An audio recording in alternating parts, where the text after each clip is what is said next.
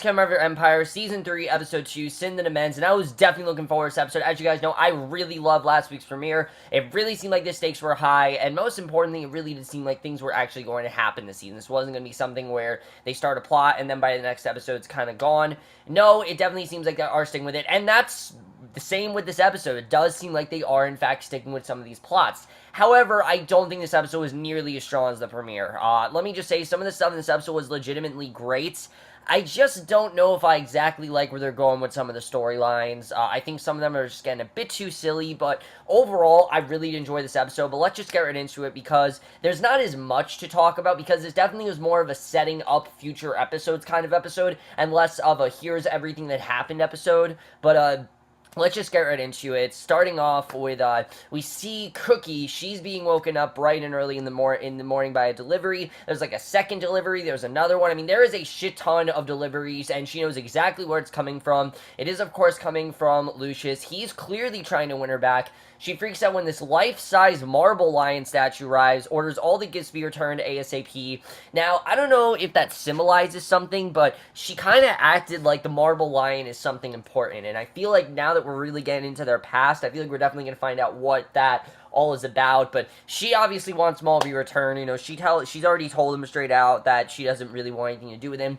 I do kind of like her trying to win her back, though. It's the side of Lucius we haven't really seen before, and I really do like that overall. So at Lucius's house, he gets quite a surprise when he wakes up too. Anika has the entire living room filled with nannies, and she's interviewing them to help her take care of baby Bella, and Lucius kicks all the women out. Anika whines that she can't raise a baby by herself and that she needs help, and he is not having it, though. He sends Anika to the nursery and tells her that she only has one job to do, and that's to be a mother. Now, one of my flaws with this episode is that the show can't really decide how we should feel about Lucius. You can definitely tell. I mean, there are some scenes where he's trying to be this great father to Bella and provide for her, and then there's scenes where he's being really genuinely sweet to Cookie, so I couldn't really tell what the show is trying to do. Yes, I get it that Lucius has layers. I've known that Lucius has layers, but it just seems like it's one or the other, and that's kind of not exactly working as much as it has, but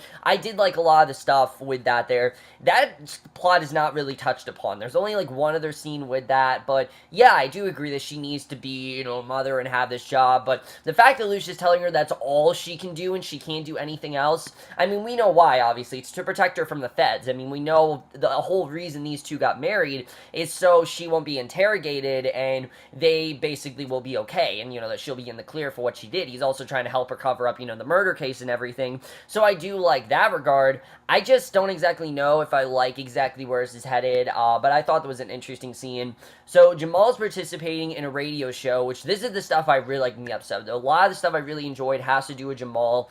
He's in a radio show with a local politician named Angelo Dubois, and who is played by Taye Diggs, who I haven't seen in a very long time. I can't remember the last time I really saw him, but last time I saw Taye Diggs, now, again, I don't watch a lot of, like, the stuff he's been in, but I know, like, Rent, he was great in that, so it was cool to see him here. I like his character so far, but they're discussing the matter of gun violence, and let me just say that I'm not going to say how I feel about gun violence in the show, because I think they're actually handling the topic pretty well. Cookie sits in on their interview. Of course, his incident last week where he ran off from stage comes up, and Angelo announces that he thinks that Jamal has PTSD, which he very obviously does. I mean, you can tell that Jamal very much has not gone over what happened, and they get in this actually very heated debate about race, education, opportunities for blacks. I mean, this is very, very heated debates, and I like seeing this. I like seeing Jamal very effective from what happened to him, because he's actually affected. It's not just something that they dropped. There actually is after effects of that, and that already is a plus from last season. Last season, something would happen and they just wouldn't talk about it, but this season, at least, they're actually, you know, mentioning what happened, and there's actually, you know, someone being affected by it. So Angelo publicly invites Jamal to visit one of his organization's anti-violence summits, which he feel would be best for him. Obviously, because, again, Jamal just doesn't seem to be in the best state right now. And I mean, that's an understatement. He's just not really, you know, wanting to perform right now. So after the interview, Cookie snaps to Jamal. She tells him that he has no time to go to the summit for his organization called Woke, because he's supposed to be making new music. I mean, that's what he's always loved to do. Jamal's always loved to make music, but now he doesn't want to. And I think it makes sense. He associates music, of course, with gun violence, and of course, with gun violence comes his family, and, you know, we know that whole thing that went on in the finale where he wouldn't perform unless they would get out of this business. Obviously, they're not out of the business, so Angelo ends up cornering Cookie and Jamal after the interview, tells him that he looks forward to seeing them at the summit. Cookie storms off. She doesn't trust Angelo because he's actually way too polite. And yeah, that's kind of a dumb reason, but I get it. I really do. I mean, it's just something about him. It seems like he's being too nice about it, and I think she can tell that definitely there's something more to him, and I think it's interesting where that's going to go. But again, I really do like this overall. I think it's one of the better parts of this episode, and I really did love what they did with that overall. With Shine and Nessa, he isn't too thrilled when he hears that Hakeem is working with Shine in the studio. Now, this plot does not really have a lot going on this episode. I mean, we see Shine, but not nearly as much as we did last episode, and that's fine, because again, they're setting things up. He wants Nessa on his tracks. Lucius scoffs that Hakeem doesn't have time to work on new music. He has a baby at home to take care of, and that's something I actually do like that they're saying, that Hakeem doesn't seem to care much about this baby, and it's a bit out of character, because we saw last season that while he wanted to be with Laura, he wanted to be able to provide for this baby. Why he's not taking care of this baby, I don't know if it's because Laura ran out on him at the altar, and he feels like he should give nothing to Lucius because he knows it's partially Lucius's baby, or that he just wants to focus on his music. I don't really know. The Hakeem stuff's not really working so far this season. I'll say that right off the bat. I don't really think Hakeem, his plot is working as well as it should, but I do like the direction that he's losing his son to Shine. I mean, Shine clearly is someone who wants the best for Hakeem, and he knows what's better for Hakeem, so I kind of like where that's going, but I do like that Lucius doesn't really have control over him anymore, which is interesting to see. So Cookie then storms into Lucia's office with all the gifts that he sent her that morning. She tosses a diamond necklace on his desk, tells him that he should give it to his wife, and Cookie reminds him of their agreement. It's only strictly business, and that's what she wants. She only wants to be business. And I think a lot of the best stuff in this episode, besides Jamal, is Cookie and Lucia's relationship, because we actually do really get into it. I thought this was going to be something like, you know, what happened with Lucius last season, where we were supposed to get all these flashbacks and we got jack shit. But it really seems like we are, in fact, getting a lot regarding Cookie and Lucius's past, and that's something that we haven't exactly known. You know, we've known that, obviously, they came from a criminal background, and they had to do some really shady shit when they were younger, but we haven't really known how they met and things like that, and basically, Lucius wants to release Jamal's Black and White album on his new streaming music, and Cookie tells him that it's not happening. Jamal doesn't want that music out, and that there's better music out there, that Tiana can help them with things, you know, they can get Nessa in on it. I mean, they don't need Jamal, and I like seeing Lucius say that he sees, you know, this business side of Cookie, and I don't really think we've heard about this before, but Lucius admits in this episode that he really likes Cookie for the business side of her, which is interesting. I don't really think we've heard about that before, and I did like seeing that. I mean, what Lucius has for Cookie, it's true feelings, you can definitely tell, and I did like that. So Lucius runs into Jamal in the Empire lobby. He has Angelo with him and an entire group of teens from his woke program. Lucius is uncharacteristically kind. He invites Angelo to hold his summit at Empire headquarters and says that they're going to pay for the whole thing and stream it on Xstream. And again, very strange what's going on there. There's even this kid who Lucius allows to rap at Empire. I mean, how out of character is that? But you can tell that he obviously has some sort of agenda. He leaves, he whispers to Jamal to have Cookie handle everything, and that he has everything planned out, and we don't really know what he's doing, but you can tell, oh, he's got something up his sleeve. I knew that, obviously, but you just don't really know what exactly it is right now. But he's not giving up on Cookie anytime soon. We see he heads to her office and plays a beat for her. He says it's for Jamal, but it's actually the first song that Cookie ever rapped for him. That being, you know, when you say he's just a friend. When you say he's just a friend. And we get this great flashback to where she and Lucius were teens, and I think the actors playing Cookie and Lucius, they really got these parts down pretty well. You know, they got that kind of tentative side of Cookie of wanting to be with Lucius and seeing that criminal dark side of him, but liking what she sees of him, thinking that he's a talented singer. And then you have Lucius, who wants to pursue Cookie.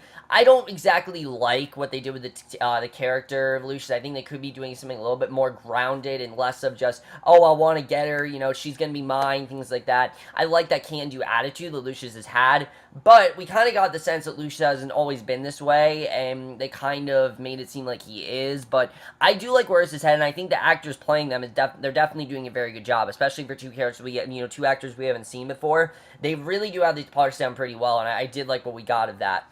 So, back to his apartment, Andre is definitely not doing good. If there's anyone that's, you know, in the worst condition, it's definitely Andre. And it's really just, like I said, you know, Trai, I can't think of his last name, but he really is giving his all this season, and I think he's doing a really great job with portraying, you know, a realistic portrayal of grief, and I really do like it overall. He heads to her office. Basically, we see he's running around the living room, shouting at Rhonda's ghost, who it seems like that's going to be a regular thing that he's going to see Rhonda, and again, it's basically the guilty coming out, you know, the guilt in him coming out. You know, he feels like he's guilty for this. He feels like he could have stopped it. And Jamal walks in, catches him talking to his dead wife. Andre shows Jamal all of his pill bombs, cries he doesn't know what one he's supposed to be taking, because Rhonda took care of all of that for him. You know, she always set up all the pills, and he doesn't really know what to do. And Jamal gives Andre a pep talk, says that he's going to make him a chart so that he can keep track of his pills. And I really like this. I really like this dynamic overall. We didn't have a lot of that last season. It seemed like Andre was very separate from a lot of what was going on.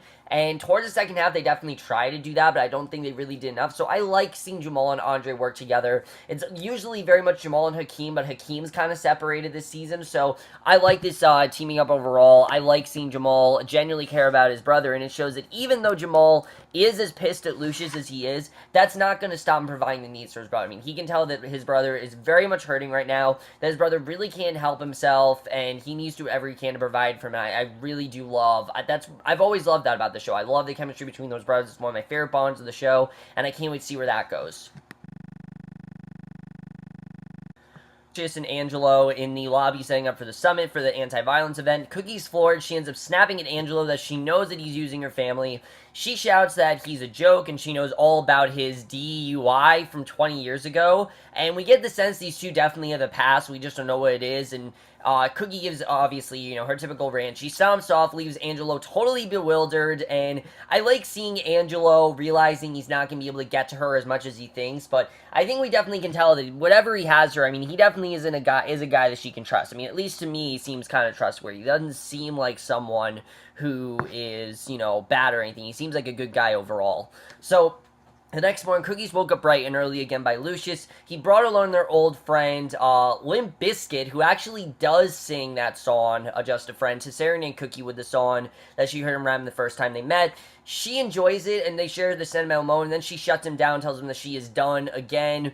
But again, he gives this really great scene where he talks about how he always saw that music in her, and he tells her how she fell in love, and she says that she fell in love with the music. That's what it was all about. It was the music that drew her to him. It wasn't him specifically, it was the music that he was making, and that's a very interesting direction to go, because it's always seemed like they've had this love, but it kind of makes sense. I mean, why would Cookie hang around Lucius so long? Because she is into the music business, and she likes what he's doing with the music. It doesn't have to do with the song, with him specifically, it has to do with the music he's making. I think that's interesting overall. So everyone's dealing with all their drama. Hakeem and Nessa have spent their last few days in the studio, have been cooking up a new song together. They might have a hit on their hands, and Shine stops by to check on them and listen to their new music. It seems to be going pretty well. I don't really like where they're going with Hakeem and Nessa. It seems like she's just going to be another love interest for Hakeem, and I want consistency in Hakeem's plot, because again, it seemed like Hakeem wanted to actually take things seriously with Laura, but now it seems like he's back to his old Hakeem self, and I don't exactly like that. I want to see more of the Hakeem we saw last year and less of this Hakeem who just sleeps around and makes music. I don't really want to see a lot of that. I don't know if he's sleeping around, but it just seems like Nessa immediately is already getting cozy with her, and I don't exactly like that. So later that night, it's time for a big event in Empire. Angela arrives with the woke kids. They perform a song, and Angela gives this very moving speech, and it looks like Cookie is starting to come around and might actually be starting to develop a bit of a crush on him. You know, she can tell that he actually is genuine. He actually seems to care about what's going on, and basically Lucius then heads up on the stage, also gives a speech, and talks about everything that they've gone through, including the video, and basically is trying to get Jamal to perform, which, honestly, I get what Lucius was trying to do here. I get it that he was trying to get him to face his fears, because, yeah, the best way to deal with something like that is to just accept it and face it and tackle it head on, but Jamal is just not ready to do that. He's totally on the spot. Lucius and the kids start cheering his name. He completely starts hyperventilating, and this scene was incredible. I love the way this was done. The camera panned with Jamal for a while, and it was completely in his perspective, and he ends up running out of the summit. We can tell how he's feeling. I mean, everything's just, there's the sound is going very loud, you know, the sound's loud for him, and everything just reminds him of that gunshot, and it makes sense, definitely. I mean, again, he associates music with the gun, and Cookie chases after Jamal, confronts him. Lucius scoffs and he needs to stop acting like this and deal with his problems head on and get back on the stage. And again, I understand it. I really do get where Lucius was coming from with that. The problem is his son's just not ready to deal with that. And it's sad to see, but that's really what's going on there. Very sad to see. I definitely did feel bad for Jamal because you want him to be okay, you want him to be able to perform, but it just seems like he's not ready to yet. And I don't know if he's going to be, but I'm sure he will eventually. Just right now, it's just not really the time for him to perform. You know, he can, when he's not performing, he's completely fine, but when it comes time for him to perform, he completely freezes up, and I'm interested in seeing where that's going to go. So everyone's then mingling. Lucius is still buttering up Cookie, trying to get her to say, oh, you know, we've always worked together, we can still work together, and again, she's trying to tell him that's just business. Angelo interrupts their chat. Cookie flirts with him shamelessly right in front of Lucius. Things get very awkward very quickly, and it really does seem like Cookie already is taking a liking to Angelo. I don't know if this is just her telling herself she needs to move on from Lucius and find a new love interest, or if she genuinely does like him, but I think that's interesting overall, where that's going. Also, I forgot to talk about this flashback we saw with Tariq that I really enjoyed overall. We saw this scene with Cookie and Lucius, you know, these two, they're going out, and Tariq is there, who we can tell definitely does have feelings for Cookie, but it's their father reprimanding him that he is to not be like Lucius, he doesn't have to be like them. Well, actually, no, not his father, yeah, his father, not Lucius' father, his father, telling him he doesn't have to be like Lucius, and that he shouldn't look at Lucius, and that Lucius is just a bad person, and that he doesn't have to go in the same direction as him. Just a very interesting story overall. I like where that storyline going with Tariq, and like I said, I'm interested in seeing really what they're going to do with that this season. But then we get this very random but honestly kind of effective scene where Becky is thrilled to see that J-Pop has returned. He tells, but only to tell her that he's there to leave Empire, and Vaughn gave him an offer he can't resist. He negotiated for Becky to go with him to that label. It's just not safe anymore, you know. Empire's just not really a good place because he knows the feds are constantly after them, and if the feds are after them, obviously they're going to start to get loose to lose staff. And Becky, for whatever reason, doesn't want to leave the Lions. I have no idea why. They treat her like shit. I don't know why she doesn't want to leave them, but J-Papa points out that it is only a matter of time before the feds come through and take the whole label down, and this scene, while very random, was actually some very good character development for Becky, because I've always wondered, why the hell is Becky a main character? We never see her. She's most times just there for comic relief, and in this case, she actually contributed something, so seeing that they're actually doing something with her, I like. Portia, they're still not doing anything with it. Becky, at least, they're trying to do something with it, and I'm hoping that this plot actually goes somewhere. But then we get to the end of the episode where we see Tariq is sitting at home, he's eating a bowl of cereal, and he's watching the live feeds in Bella's nursery, and we don't really know what's going on there, but I'm sure we're going to see more Tariq in the next episode. We just didn't see a lot of him here. Lucius falls asleep with the baby again, and Nika puts her to bed. The baby monitor picks up static in front of Tariq's hidden camera. She realizes that it is some sort of recorder. Lucius wakes up, they put two and two together. He rips the camera out of the toy, and there's definitely going to be some sort of confrontation between him and Tariq, and I like that they figured it out. I like this isn't just, oh, it's just Tariq filming them all season. No, Lucius did find out. He's going to go and get in Tariq's face, and I can't wait to see where that's going to go, because that's going to be very interesting. Then we get the ending of this episode, which I don't really know if I like the way this turned out, I have to say. Andre's heading to his old house to pack up the rest of his things, because obviously there's a lot of damage left in that house. It's very hard for him to do, but two cops arrive while he's loading his car. They say that he looks suspicious and that there have been a lot of break-ins, and Andre tries to get his ID out of the car. They pull their guns on him, and they slam him on the ground and just straight up handcuff him, and that is the way the episode ends. It looks like Andre is, in fact, going to court next week, and we'll get into that, but that's how the episode ends, and let's talk about this episode overall. Here's my thing with the end of the episode, is that I do like the way they've set up Andre's plot thus far, with him, you know, grieving over Rana and him having a hard time getting over it. That's very realistic. I like where that's going. There's a lot you can do with that plot. The problem is, I don't want this to just be a police brutality storyline. I'm not a fan of those. I don't think you guys want that either. And if you guys have seen a lot of shows lately, it hasn't exactly gone over that great. I think Orange and the New Black got it down pretty well, but Unreal, Empire, these are shows that have no business doing this plot. And I think definitely, I don't want to see him do a police brutality plot. I think it's unnecessary, and I just don't want to see it go down. It's going to get way too overdramatic. It's going to get way too heavy-handed. And I think Empire is best when we focus on the family, not on all this police stuff, but on the family. Tariq is a different story. Tariq's always been in their life. Tariq is Lucia's brother. You can have that going on. That's perfectly fine.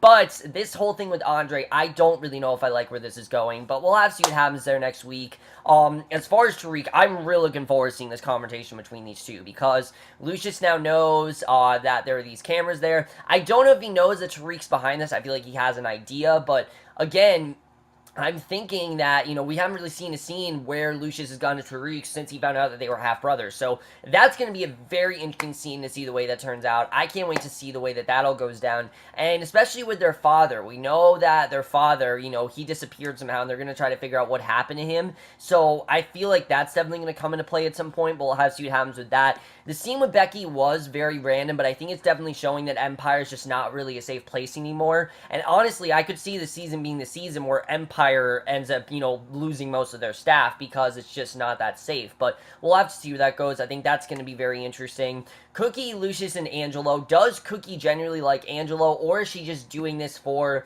to make Lucius jealous? I can't really tell. If she's making Lucius jealous, that makes no sense whatsoever, because she wants nothing to do with him. I don't know why she'd give him any satisfaction whatsoever. But the right thing to do would be, I think, to just go with Angelo, because it seems like he genuinely loves her. She could actually end up with him, and I'm looking forward to seeing really where that's going to go. Jamal, I really love Jamal's stuff in this episode, with him having this PTSD and him not being able to perform. I don't know how long it's going to last, but hopefully he comes through soon. I just don't really know how long it's going to go, if he's going to be able to perform again. We'll have to see where that's going to go. That's going to be very interesting. And Hakeem, I guess that's the last thing to talk about. Again, Hakeem's plot so far is my least favorite plot this season, just because they're not really doing much with it other than Hakeem and Nessa being together. But you do get the sense that Hakeem isn't listening to his father. He doesn't, Lucius doesn't really have control over him anymore, and I do like that overall. So I think that's going to be interesting. And I really do like these flashbacks with Lucius and Cookie. It's really giving us some insight on their relationship, how, one-sided it's really been, because I think we're starting to get the sense that Cookie never loved Lucius in the way he loved her. She loved the music side of him, but she didn't love the man overall. She loved him for the music. She loved him for the potential. She didn't love him for the crime, and she certainly does not love him for the corrupted, selfish man that he is today, and I like seeing that. I think it's going to be very interesting to see where that goes, how Tariq gets involved, things like that. We kind of get the sense she knows Angelo, so I'm looking forward to seeing where that's going to go. Mariah Carey's on next week's episode. I'm definitely looking forward to seeing that overall. I think she's definitely going to add something, and I know her character's there to maybe get Jamal out of his slump, but we'll have to see what happens with that. Overall, guys, I'm really enjoying this season. Is it as strong as last week's premiere? No, this was definitely, like I said, more of a slower episode, but I did enjoy it overall. I thought it was very well done. Let me know what you guys saw this episode. Love to your thoughts on it. Are you enjoying the season so far? And I will see you guys, and like I said, I think things are actually going to happen this season. We definitely do see that. But we'll see you guys next week, which will be for Designated Survivor, and I will see you guys for that. Okay, bye.